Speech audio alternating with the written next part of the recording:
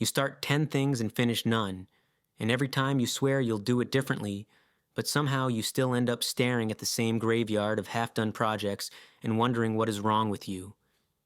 You watch other people just sit down and complete things while you bounce between tabs, notebooks, and ideas, feeling that mix of shame, frustration, and quiet panic that maybe you're just not built for finishing anything at all. But here's what nobody tells you. This isn't a character flaw, and it's not unfixable. Your ADHD brain abandons projects because of 3 specific neurological traps, and in the next few minutes, I'm going to show you exactly what those traps are and give you 5 research-backed strategies designed specifically for how your brain actually works. By the end of this video, you'll know how to hack your dopamine system, trick your brain into craving completion, and finally become someone who finishes things. Not by changing who you are, but by working with the wiring you've got. Let me explain what is happening.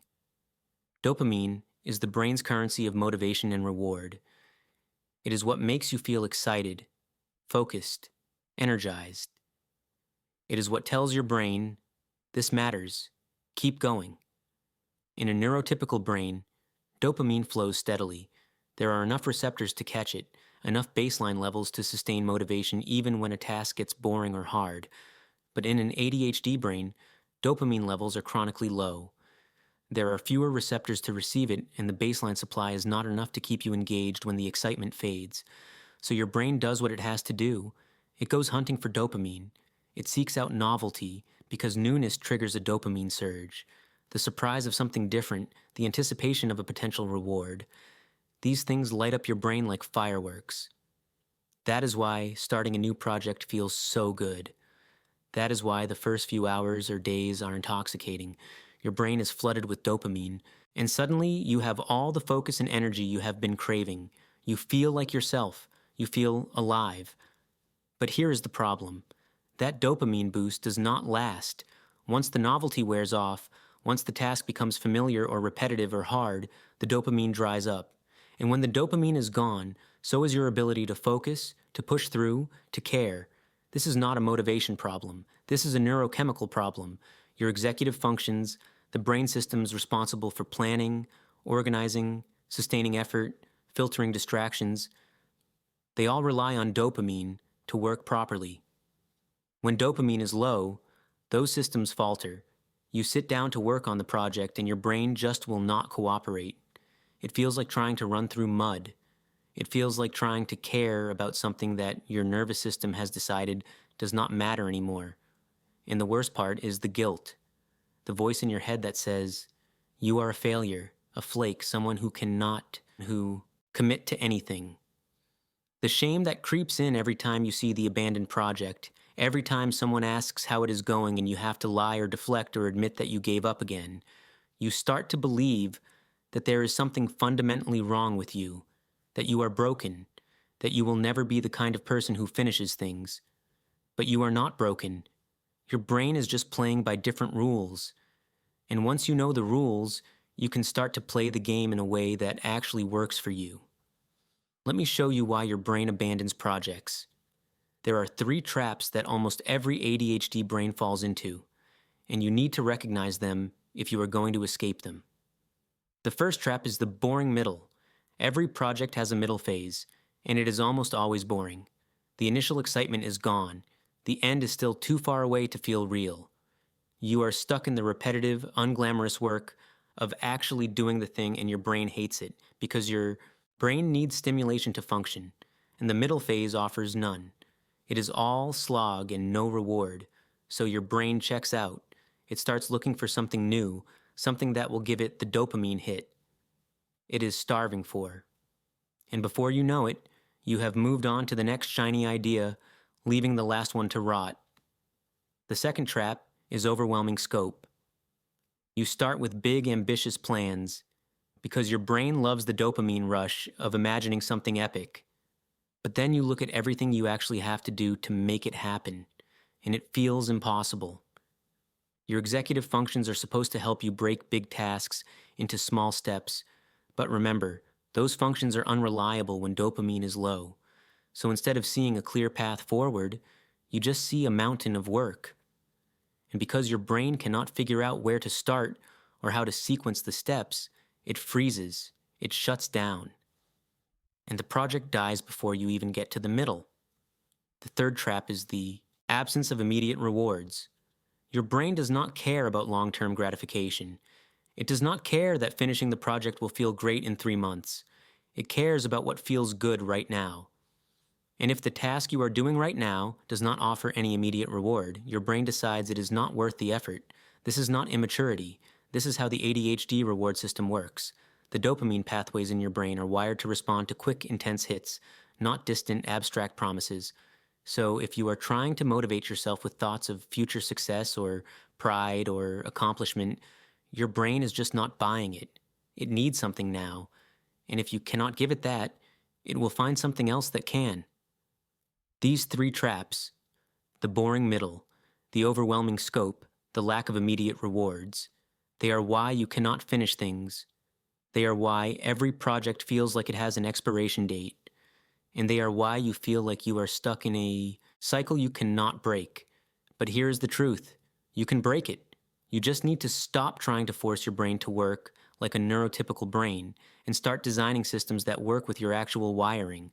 Let me give you 5 strategies that are built specifically for ADHD brains. These are not generic productivity tips.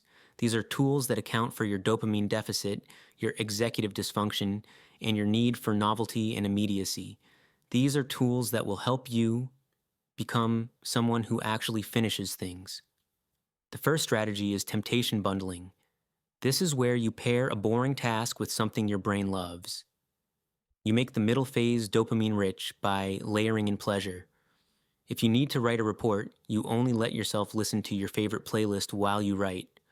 If you need to clean your workspace, you only let yourself watch that show you are obsessed with while you clean. If you need to do something repetitive and unglamorous, you pair it with something that gives your brain the stimulation it craves. This is not bribery. This is not cheating. This is hacking your dopamine system. You are giving your brain a reason to stay engaged with the boring task because the boring task is now linked to something rewarding. And the more you do this, the more your brain starts to associate the task itself with pleasure, which makes it easier to start and sustain over time. The second strategy is micro deadlines. Your brain responds to urgency. You know this already. You have probably had the experience of procrastinating on something for weeks, and then suddenly, the night before it is due, you are laser-focused and productive. That is because urgency triggers a release of adrenaline and dopamine, which temporarily overrides your executive dysfunction. But you do not have to wait for a real deadline to create that urgency. You can manufacture it. Take your project and break it into absurdly small chunks, not just small, absurdly small. And then give each chunk a deadline, not a vague someday deadline, a specific external deadline that someone else knows about. Because your brain does not respect deadlines you set for yourself. It only respects deadlines that come with real consequences or real accountability. So tell a friend, I will send you the first draft by Thursday at noon. Tell your partner I will have this section done by Sunday evening. Create external pressure, because that is what your brain needs to override its natural resistance to boring tasks. The third strategy is accountability partners. This ties into micro deadlines, but it is powerful enough to be its own thing. Find someone who will check in on you. Not someone who will judge you or shame you, but someone who will simply ask, did you do the thing? The ADHD brain is terrible at internal accountability, but it is surprisingly good at external accountability. Knowing that someone is going to ask about your progress creates a sense of obligation that your brain actually responds to. It does not have to be formal. It does not have to be intense. It just has to be consistent. A text from a friend every few days, asking how the project is going, can be the difference between abandoning it and seeing it through. The fourth strategy is completion triggers. You need to train your brain to associate finishing with a dopamine reward. Right now, your brain gets all its dopamine from starting things. The novelty, the excitement, the rush of possibility, but finishing feels like nothing. Or worse, it feels like loss, because now the thing is over and you do not have it to look forward to anymore. You need to change that. You need to create a ritual or reward specifically for finishing. Every time you complete a project, no matter how small, You do something that feels good. You buy yourself something you have been wanting. You take yourself out for a meal.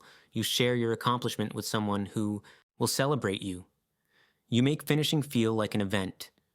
And over time, your brain starts to learn that completion is not the end of the dopamine. It is the peak of it. You are literally retraining your reward system to value finishing as much as starting. The fifth strategy is the 10-minute rule. This one is for those moments when you cannot even start, when the thought of opening the document or picking up the project fills you with dread. You tell yourself, I only have to do this for 10 minutes. That is it. 10 minutes and then I can stop. No guilt, no pressure, no expectation that you will keep going. Just 10 minutes. What this does is lower the barrier to entry. Your brain is not resisting the task itself. It is resisting the idea of committing to the task for an unknown amount of time. But 10 minutes? That feels doable. And here is the secret. Once you start, once you get past that initial resistance, your brain often decides to keep going. Not always, but often. Enough that this becomes a reliable way to overcome inertia. And even if you only do 10 minutes, that is 10 minutes more than you did before. That is progress. That is momentum. And momentum is everything when you are trying to break the cycle of chronic starting. Now let me tell you what this looks like in practice. You have a project you started 3 weeks ago and have not touched since. It is sitting there, making you feel guilty every time you think about it. You decide to try these strategies. You break the project into absurdly small steps. Not finish the project. Not even finish a section. Just complete one tiny piece. Write 2 paragraphs. Organize 1 folder. Sketch 1 page. You set a micro deadline. You text a friend and say, I will have this done by tomorrow at 3 and I will send you a photo when it is finished. You've used temptation bundling. You only let yourself have your favorite coffee while you work on this task, or you only let yourself listen to that podcast. You love while you are doing it. You use the 10-minute rule to get started, and when you finish that tiny piece, you celebrate. You do something small but meaningful to mark the completion. You acknowledge that you did the thing, and you let yourself feel good about it. And then you do it again. Another small step. Another micro deadline. Another burst of temptation bundling and accountability. You are not trying to finish the whole project at once. You are building a new habit. You are teaching your brain that finishing is possible, that it does not have to be overwhelming or miserable, and that it comes with rewards your brain actually cares about. This is not going to be perfect. You are still going to have days when your brain does not cooperate. You are still going to start things you do not finish. But you are going to finish more things than you did before. And every time you do, you are breaking the old story. The story that says you are someone who cannot commit, who cannot follow through, who cannot finish anything. That story is not true. It never was. You are someone whose brain needs a different kind of support. And now you know what that support looks like. You are not broken. You are not lazy. You are not a failure. You are someone with an ADHD brain. And that brain works differently. It needs more dopamine, more structure, more external support, more immediate rewards. And when you give it those things, when you stop trying to force yourself into a neurotypical mold and start designing systems for the brain you actually have, everything changes. You become someone who finishes things, not because you fixed yourself, but because you finally understood yourself. So start small. Pick one project, one tiny step, one strategy, and prove to yourself that you can do this, because you can. Your brain just needs you to meet it where it is, and when you do, you will be unstoppable.